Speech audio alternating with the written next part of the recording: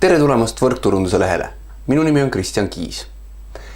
Täna soovin ma rääkida vastutusest.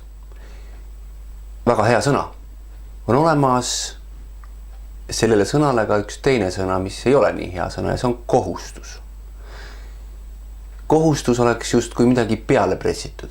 Kohustus oleks justkui midagi halba. Vastutus, vastupidi, on aga see, kus mina ise võtan vastutuse millegi ees.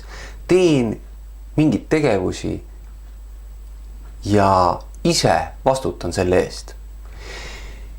Kogu edu sõltub siin äris ainult sinust endast, mitte kellegist teisest. Ja samamoodi sõltub ka sinu ebaedu sinust endast. Ma toon siin näite töökohast. Ütleme palgatöö. Sa käid tööl, sa võtad vastutuse. Ja palka saad sa ainult siis, kui sa oled täitnud neid tingimusi, millest te siis oma ülemusega kokku leppisite.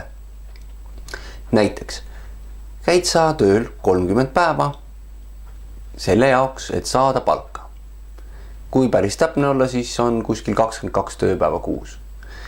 Ja kui sa oled haige, siis nende päevade eest sulle raha ei maksta.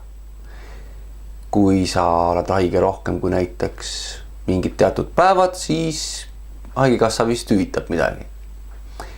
Kuid kui sa ei pea kokkulepetest kinni, siis sulle palka ei maksta.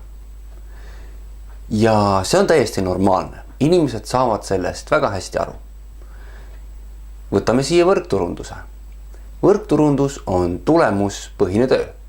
See tähendab seda, et kui on tulemus, siis sa saad tasustatud.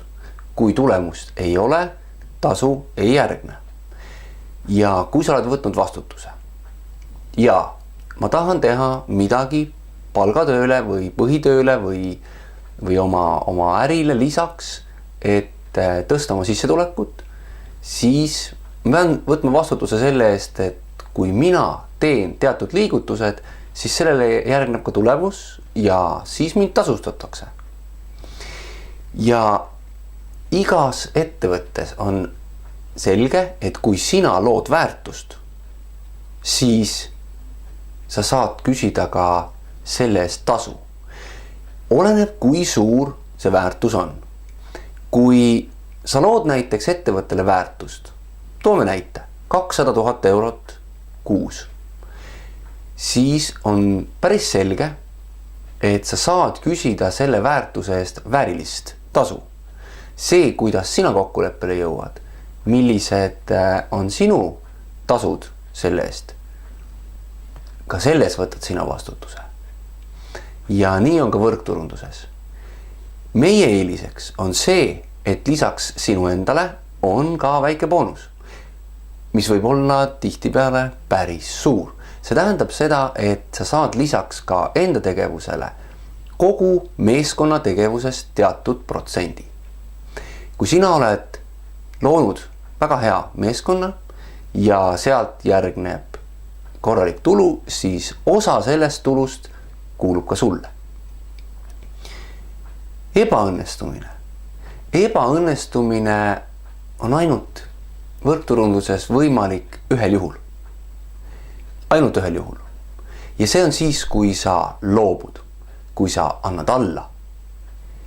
Seni, kuni sa alla ei anna, jätkad oma tegevustega iganädalaselt, oled sa juba edukas. Sa oled võtnud vastutuse. Anna teada uuele partnerile, kes tuleb sinu meeskonda koheselt vastutusest. Täna teda, õnnita teda hea otsuse eest ja anna talle teada, et nii tema edu kui tema ebaedu, selle eest võtab tema vastutuse. Oleks mõistlik kokku leppida ka see, et kui tulevad rasked ajad, mismoodi siis käituda? Kui on head ajad, mismoodi siis käituda? Nüüd võib tulla hea küsimus, et oota, kui on head ajad, siis on ju kõik hästi, miks me peame siin midagi kokku leppima? ja väga oluline roll on siin mentoril. On olemas väga palju näiteid, kus inimesed saades esimesed suured rahad jäävad nii-öelda ootepositsioonile. Nad ei tee enam ise piisavalt tööd, nad hakkavad nii-öelda rohkem juhtima teisi inimesi. Kui ükskõik millised liigutused sina teed, sinu meeskond järgib seda. Võrkturunduses on väga huvitav, just see on nii otsene näide. Üks asi on see, mida sa ütled, kuid teine asi on see, mida sa teed. Ja jälgitakse ainult seda, mida sa teed. Kui sina hakkad juhtima meeskonda ja lõpetad nii-öelda aktiivse tegevuse, siis meeskond vaatab, aeg on hakata juhtima, hakkame ka juhtima. Ja lõpuks ei tee enam keegi tööd, kõik juhivad kedagi.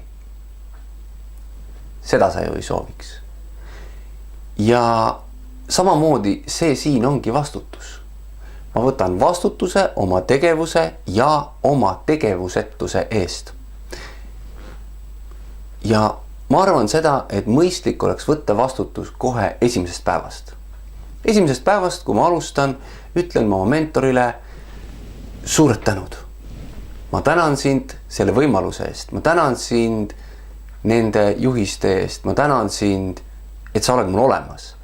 Kuid tänasest päevast vastutan ainult mina oma edu ja ebaedu ees. Ja ma tahan, et sa oled mul olemas. Ma tahan, et sa aitad mind, kui ma küsin, kui mul on abi vaja.